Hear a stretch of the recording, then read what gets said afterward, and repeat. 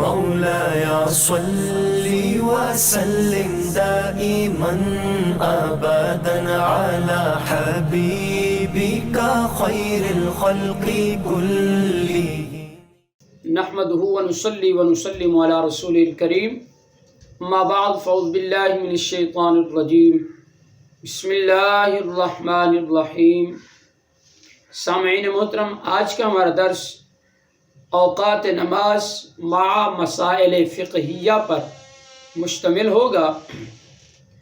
عزیزان محترم، وقت فجر طلوع صبح صادق سے لے کر آفتاب کی کرن چمکنے تک ہے، اور اس طرح صبح صادق ایک روشنی ہے جو کہ پورب کی جانب جہاں سے آج آفتاب طلوع ہونے والا ہے اس کے اوپر آسمان کے کنارے میں دکھائی دیتی ہے اور بڑھتی جاتی ہے یہاں تک کہ تمام آسمان پر پھیل جاتی ہے اور زمین پر اجالا ہو جاتا ہے. اس سے قبل بیچ آسمان میں ایک دراز سفیدی ظاہر ہوتی ہے جس کے نیچے سارا افق جو ہے وہ سیاہ ہوتا ہے. صبح صادق اس کے نیچے سے پھوٹ کر جنوباً اور شمالاً دونوں پہلوؤں پر پھیل کر اوپر کو بڑھتی ہے. یہ دراز سفیدی اس میں غائب ہو جاتی ہے. اس کو صبح کاذب کہتے ہیں. اس سے فجر کا وقت نہیں ہوتا. یہ جو بعض لوگوں نے یہ لکھا کہ صبح کاذب کی سفیدی جا کر بعد کو تاریکی ہو جاتی ہے، فرمایا یہ محض غلط ہے. صحیح وہی بات ہے جو فقہا نے جو ہیں انہوں نے فرمائی ہے. عزیزان محترم، دیکھیے کہ فجر کا جو وقت ہے، صبح صادق صبح کاذب، یہ دو وقت ہیں. صبح صادق جو صبح کاذب جو ہوتی ہے یہ پہلے ہوتی ہے. اس کی جو روشنی ہوتی ہے وہ سیدھی آسمان سے آتی ہے اور وہ ادھر ادھر پھیلی ہوئی زیادہ نہیں ہوتی، تو اس طرح وہ آتی ہے. تو اس سے جو ہے لگتا یہ ہے کہ فجر ہو گئی ہے، لیکن وہ فجر کا وقت نہیں ہوتا. لیکن جو صبح صادق ہوتی ہے یہ شمال اور جنوب کی جانب سے ایسے اترتی ہے اور یہ نیچے سے پھر اوپر کی طرف آتی ہے. تو وہ جو صبح کاذب کی روشنی ہوتی ہے وہ اسی کے اندر چھپ جاتی ہے، وہ اسی کے اندر لپٹ جاتی ہے، ختم ہو جاتی ہے. تو عزیزان محترم، یہ جو صبح صادق کی جو روشنی ہے یہ ہے فجر کا وقت. اس وقت فجر کی نماز کا وقت شروع ہوتا ہے صبح صادق کے طلوع ہونے کے وقت، اور جب سورج کی پہلی کرن چمکتی ہے تو اس وقت نماز فجر کا جو وقت ہوتا ہے وہ اختتامی ہوتا ہے، ختم ہو جاتا ہے. اس کے بعد پھر نماز فجر جو ہے نہیں پڑھی جا سکتی.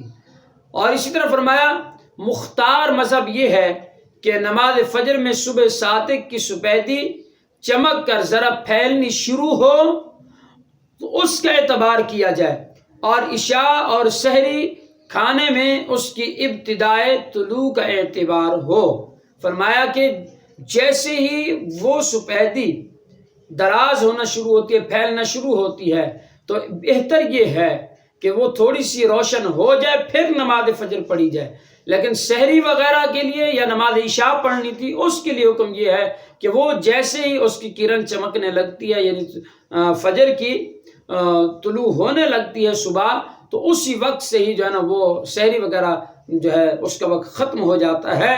اور بہتر یہ ہے کہ نماز فجر جب تھوڑی سی روشنی ہو جائے اس وقت ادا کی جائے.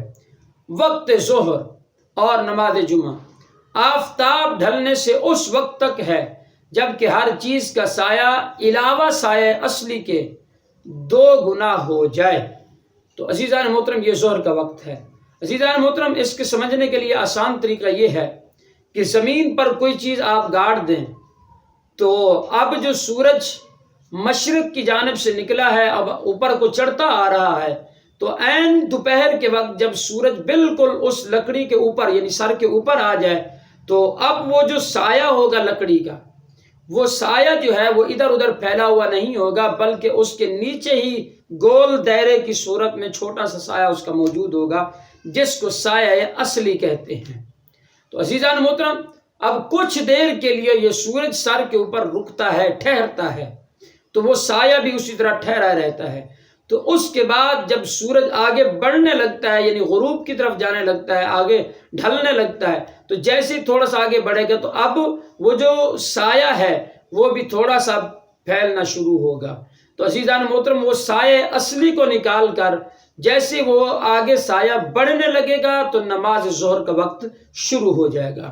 اب وہ جو لکڑی آپ نے گاڑی تھی، اس لکڑی کی 2 مثل جب سایہ ہو جائے تو اس وقت جو ہے نماز ظہر کا وقت ختم ہو جائے گا، آگے نماز عصر کا وقت شروع ہو جائے گا۔